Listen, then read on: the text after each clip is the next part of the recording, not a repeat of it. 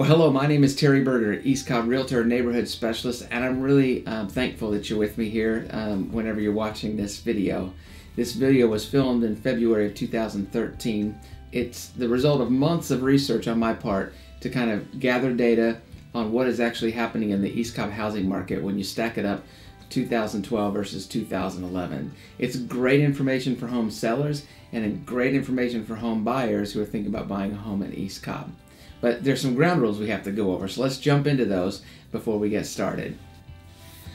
The first thing is we dealt with Lassiter, Pope, and Walton High School only. Now that's no disrespect to Kell or Marietta City, Sprayberry, or Wheeler. Lassiter, Pope, and Walton is where I spend a lot of my time working as a real estate agent. That's where I spend a lot of my marketing money, and so therefore I really just wanted to know what was happening in my market area, the area that I work most frequently, and that's Lassiter, Pope, and Walton. The next ground rule is the sales had to be over $300,000. Most of what I sell is over $300,000, so again, selfishly, I wanted to know what the data was, not just for you, but also for me. So we're dealing with sales over $300,000. Single-family homes only. We didn't deal with any condos or townhomes. There aren't that many condos or townhomes in the Walton, Pope, and Lassiter district, so I left those out completely. The next item is we didn't include land in our study.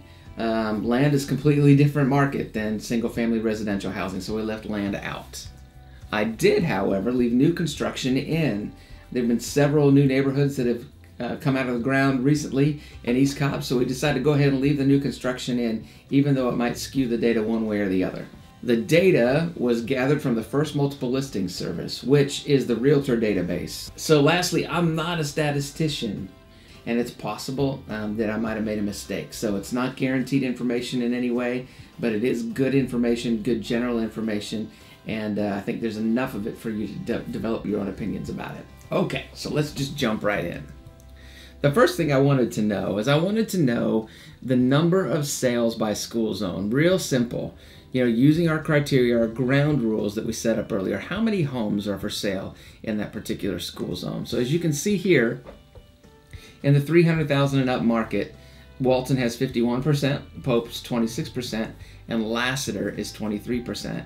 And you can see the number of sales broken out there, 300 plus in Walton, 160-ish in Pope, and then about 144 in Lassiter. Then I wanted to know the percentage of homes that sold by price range. So, you know, out of all those homes, how do they break down by price? And as you can see here, $300,000 to $400,000 represents about 38% of the East Cobb market. $400,000 to $500,000 represents 21%, and $500,000 to $600,000 represents 18%. And then the small little slices get into the top tier price ranges, and there's less and less market share in those price ranges. Our next slide focuses on the sales by school zone. So not only was it enough to know the data that we saw on the last slide, it was important for me to know the data by school. So this is really cool. So here we go. This is Walton, and you can see the breakdown in Walton. So let's add in Lassiter by price range, and then finally Pope. And so as you can see, the $300,000 to $400,000 price point is common in all three. And you look 4 to 5, 5 to 6, and you just go down the line. And it might tell you that $700,000 and $800,000 in Lassiter, for example, there were only 4 sales. The green is Lassiter. There were only 4 sales. So there's not a lot of inventory between $700,000 and $800,000. But where the Walton district, there were 14. And so you can make your own assumptions and try to draw your own conclusions based on what you see here. The one thing to note is that only 1 million plus properties sold in Pope and 0 sold in Lassiter. So if you're going to spend $1 million or more, the odds are your best bet would be to buy in an area where there's plenty of $1 million sales to support your purchase. All right, let's jump ahead here. I wanted to know the sales by month and the average days on market. So as you can see here, here's January through December of 2012. And this is a neat thing for buyers to see. January as the low, and then you ramp up to June, and then July down through December, there's a little bit less, the sales are less frequent. And so if you're a home seller, everybody talks about the spring market. Look what happens in March.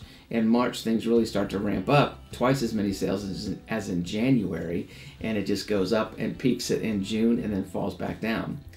If you look at the lines connected by dots, that represents the days on market. And as you can tell, the busier the month, the less time it takes houses to sell. You see this blue line that I put in there?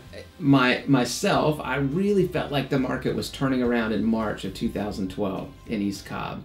It just got feverishly busy, and homes seemed to go under contract really, really quickly. And so that little mark, that asterisk, I'm going to reference that later, tells me that is when the market really started to shift in East Cobb in 2012. I wanted to know, when I look at 2012 and the home sales there, and I look at 2011, was there a clear winner? This is 2011, and you can see kind of the ebb and flow, peaks up in June, and then gradually diminishes back down to December. And let's look at 2012.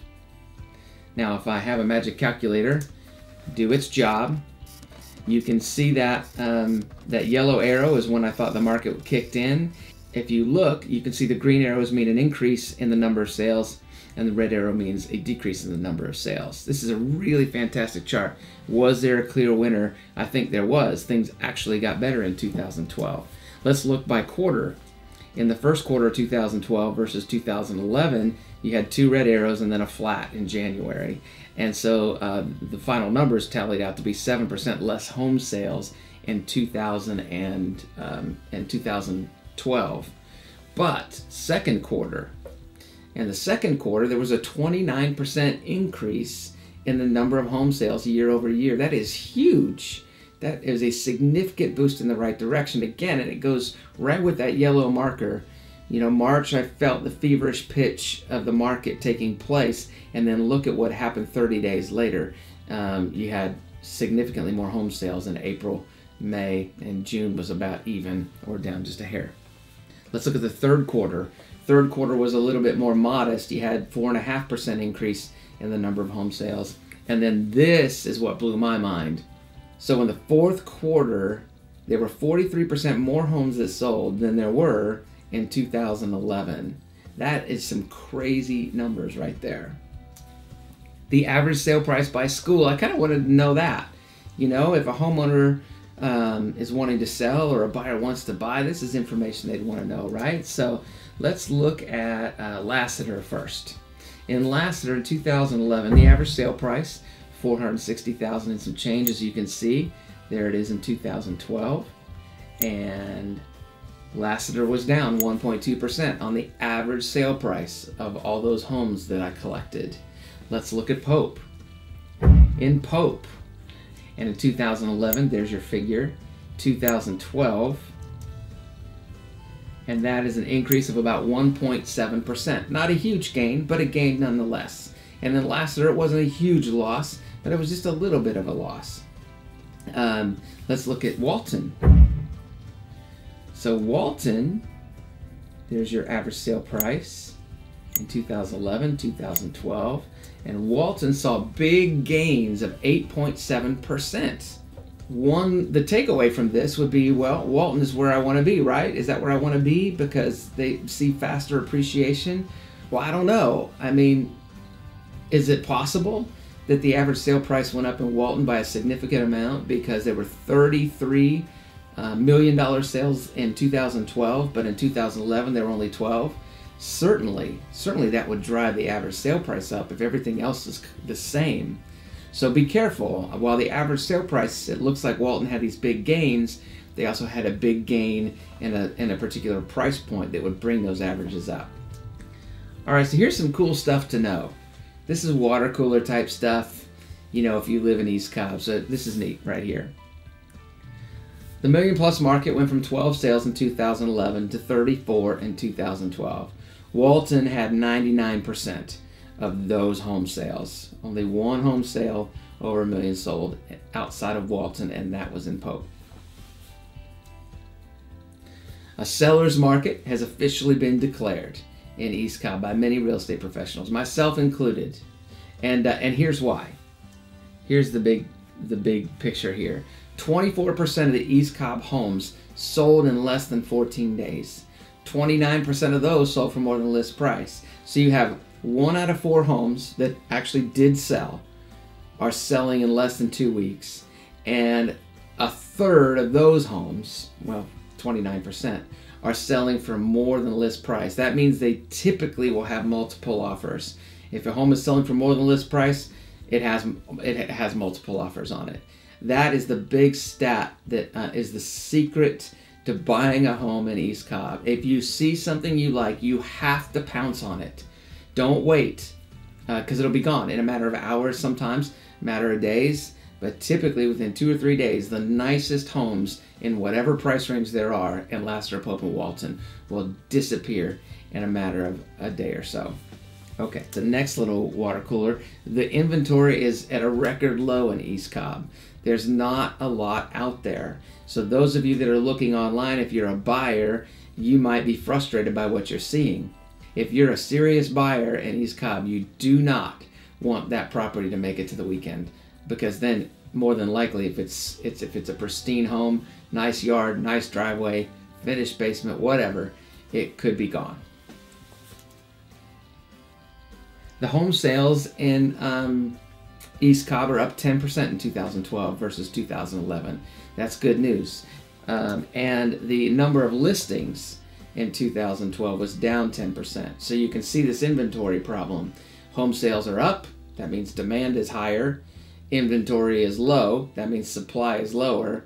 That's a recipe for prices to increase over the next year. And I believe that once the appraisers figure out that the market is actually in high gear, that we could, my prediction is we could see 10% price appreciation in East Cobb in 2013. That's my prediction. I don't know if it'll come true, but that's what I'm predicting will happen.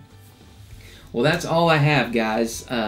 Here are some resources for you. You could follow my video blog at terryberger.com. There's lots of good resources there. I try to post a video a week on there, and then I try to also post just a traditional blog post. You can check out my Zillow.com profile. It's got about 40 reviews of my past clients, so that if you're out looking for an agent and you'd like to consider me, you can check me out before you give me a call. There's our YouTube channel, and of course my phone number. If there's anything you need, feel free to give me a call and let me know if I can be a resource for you and your family, whether you're buying or selling in East Cobb. Nobody knows that market like I do. And I hope you have a wonderful day. Thanks again for staying with me this whole time. Take care.